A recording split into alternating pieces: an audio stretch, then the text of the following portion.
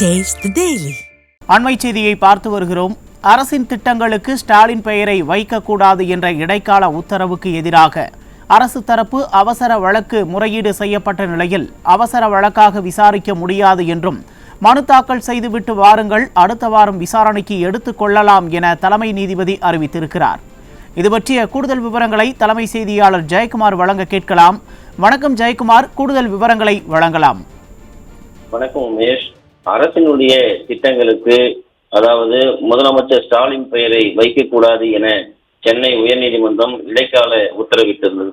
இந்த இடைக்கால உத்தரவுக்கு எதிராக அரசு தரப்பு இன்று மதியம் அவசர வழக்காக முறையிட்டு நாளை முதல் செயல்பட உள்ள அரசு திட்டங்களுக்கு விளக்கம் அளிக்க அழுத்தம் கொடுக்கப்பட்டது. அது அழுத்தம் கொடுத்து வாதாடினார்கள். அதை ஏற்க மறுத்த தலைமை நீதிபதி வேண்டுமென்றால் மனு தாக்கல் செய்துவிட்டு அடுத்த வாரம் வாருங்கள், விசாரணைக்கு எடுத்துக்கொள்ளலாம் என தலைமை நீதிபதி உத்தரவிட்டார். அவசர வழக்காக விசாரிக்க முடியாது எனவும் விரிவாக இந்த மனு மீது மனு தாக்கல் செய்யுமாறு அதை அரசுக்கு அறிவுறுத்தி உத்தரவிட்ட நீதிபதிகள் இந்த உத்தரவு மீது ஆட்சேபனை இருந்தால் உச்சநீதிமன்றத்திலே வேண்டுமென்றால் முறையீடு செய்து கொள்ளலாம் என்று தமிழக அரசுக்கு அறிவுரை கூறியிருக்கிறார்கள் நீதிபதிகள்.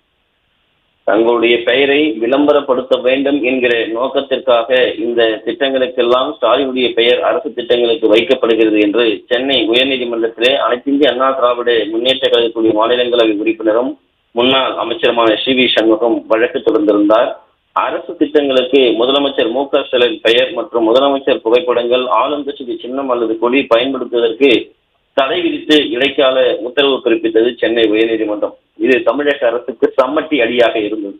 நாளை திட்டங்கள் தொடங்கி வைக்க உள்ள நிலையில் உயர்நீதிமன்றத்துடைய இந்த தீர்ப்பு அவர்கள் எதிர்பார்க்க முடியாத தீர்ப்பாக அமைந்திருக்கிறது. தங்களுடைய புகழ் வாழ்வதற்கு அரசினுடைய பணத்தை செலவழிப்பதை நீதிமன்றம் ஏற்க மறுத்திருப்பது இதன் மூலமாக அம்பலமாகி இருக்கிறது. இந்த வழக்கில் உச்சநீதிமன்ற வழிகாட்டுதல் மற்றும் தேர்தல் ஆணையத்துடைய விதிமுறைகளை மீறுவதாக மனுதாரர் தரப்பிலே வாதிடப்பட்டது. அதே போன்று அதற்கு எதிராக அரசு தரப்பு இந்த மதியம் அவசர வழக்காக முறையீடு செய்து நாளை செயல்பட உள்ள அரசு திட்டங்களுக்கு விளக்கம் அளிக்க வேண்டும் என வாதாடியது. ஆனால் தலைமை நீதிபதி இந்த அவசர மனுவை ஏற்க மறுத்து விரிவான மனு தாக்கல் செய்யுமாறு அரசுக்கு உத்தரவிட்டார். மேலும் அவசர வழக்காக விசாரிக்க முடியாது எனவும் மனு தாக்கல் செய்தால் அடுத்த வாரம் விசாரணைக்கு இந்த மனுவை எடுத்துக்கொள்ள முடியும் என்றும் தெரிவித்தார். இந்த உத்தரவு மீது உங்களுக்கு ஏதேனும் ஆட்சேபனை இருந்தால் உச்சநீதிமன்றத்தில் முறையீடு செய்யலாம் எனவும் தலைமை நீதிபதி தமிழக அரசு தரப்புக்கு அறிவுறுத்தினார். அரசு தரப்பு குற்றச்சாட்டுகளை மறுத்து ஆவணங்கள் தாக்கலுக்கு கூடுதல் நேரம் கோரியது. நீதிமன்றம் இந்த உத்தரவு நலத்திட்டங்களை பாதிக்காது எனவும் தேவைப்பட்டால் தேர்தல் ஆணைய நடவடிக்கை எடுக்கலாம் எனவும் தெளிவுபடுத்தியது. குறிப்பாக ஸ்டாலினுடைய பெயர் வைப்பதில் மட்டுமும் ஸ்டிக்கர் ஒட்டுவதில் மட்டுமே இந்த அரசு கவனமாக இருக்கிறதே தவிர மக்களுக்கான நலத்திட்டங்களையோ மக்களுக்கான நலத்திட்ட உதவிகளை செய்வதற்கோ இந்த அரசு முன்வரவில்லை. 50 மாதங்களை கடந்துவிட்ட பிறகு இந்த அரசு முழுக்க விளம்பர மாடல் அரசாக இருக்கிறது என்பதற்கு நீதிமன்றத்தினுடைய இந்த இடைக்கால தடை சம்மட்டி அடி கொடுத்திருப்பது குறிப்பிடத்தக்கது.